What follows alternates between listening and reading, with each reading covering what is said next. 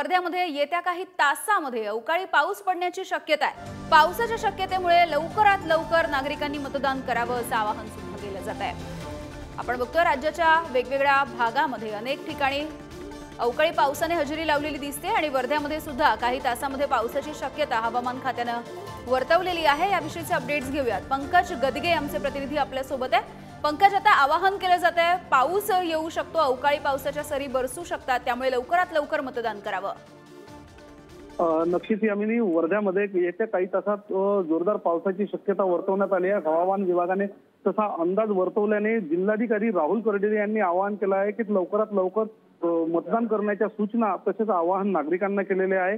हवामान विभागाचा अंदाज पाहून वर्तवल्याने प्रशासन कामाला लागले आहे। सकाळपासूनच वर्ध्यामध्ये ऊन सावलीचा खेळ सुरू होता आणि अशातच वर्ध्यात एकंदर पाहिली तर मतदानाची टक्केवारी व्यवस्थित दिसून येत आहे। दुपारी 3 वाजताची जर टक्केवारी बघितली तर 45.95 इतके मतदान झाले आहे। वर्ध्यामध्ये एकूण 24 उमेदवार रिंगणात आहे, परंतु पावसाची शक्यता वर्तवल्याने लवकरात लवकर मतदारांनी घराबाहेर निघून मतदान करण्याचे आवाहन जिल्हाधिकारी राहुल कर्डिले यांनी केले आहे। यामिनी, अगदी पंकज, आपणही मतदारांना हेच आवाहन करतोय की पुढचे काही 2 तास उरलेले आहेत, त्यामुळे मतदानाचा अधिकार जरूर बजावा।